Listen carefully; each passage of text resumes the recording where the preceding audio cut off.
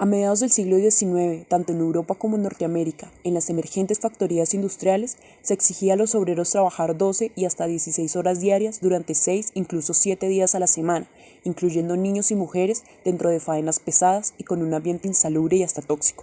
La primera huelga brotó 60 años antes de los sucesos de Chicago entre los carpinteros de Filadelfia en 1827. Los trabajadores de Boston en 1832 dieron un paso adelante en sus demandas, se lanzaron a la huelga por la jornada de 10 horas, agrupándose en débiles organizaciones gremiales, y pese a que el movimiento se extendió a Nueva York y Filadelfia, no tuvo éxito. En 1867, en Chicago, se había creado el Partido Nacional Obrero que planteó en su primera convención la búsqueda de un camino político independiente para la clase trabajadora. Sin embargo, tampoco tuvo éxito. Después de una huelga nueva en 1868, siendo presidente Andrew Johnson, se dictó la ley Ingersoll que establecía la jornada ya no de 10, sino de 8 horas para los empleados de las oficinas federales y para quienes trabajaban en obras públicas. En 1870 se fundó la organización secreta de los Caballeros del Trabajo de inspiración anarquista. En septiembre de 1871 se efectuó una gran manifestación pública por la jornada de 8 horas en Nueva York, a la que asistieron más de 20.000 trabajadores y participaron franceses, alemanes y norteamericanos.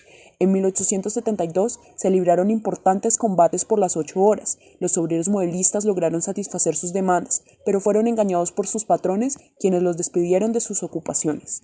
En 1873, la crisis que se venía llegó finalmente, y el invierno dejó un horrible saldo de muertos, de hambre y de frío. En 1874, el estado de Massachusetts decretó la jornada máxima de 10 horas para las mujeres y para los niños, mientras la agitación prendía ahora entre los ferroviarios que no tardaron en lanzar una nueva huelga.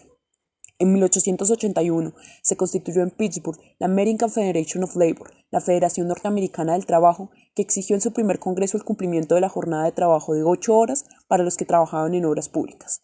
Así fue como se dieron los preparativos de la huelga general del 1 de mayo de 1886, quienes habían empezado a gestarse 2 años antes, en noviembre de 1884. En Chicago en 1886 los sucesos tomaron un giro conflictivo.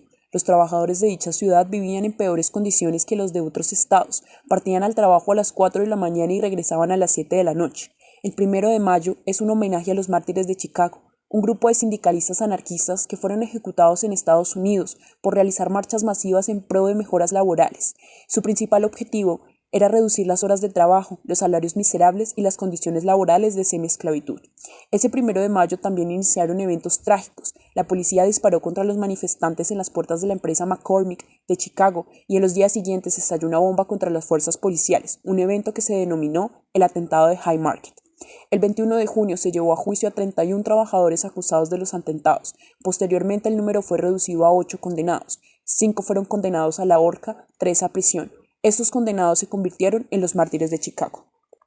El 1 de mayo de 1886 trajo consigo el derecho a una jornada laboral de 8 horas, tener 8 horas de descanso, 8 horas de ocio. Brindó a los trabajadores recibir un mejor salario que fuera equivalente al capital de trabajo, además de exigir su derecho a una pensión.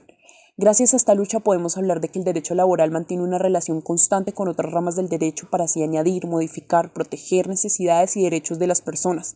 Las leyes del derecho laboral están orientadas principalmente a la defensa de los trabajadores, pues aunque hubo una lucha inminente que hizo reconocer la integridad y la vida digna de los mismos, en la actualidad se sigue considerando como la parte más débil entre la relación empleador-trabajador.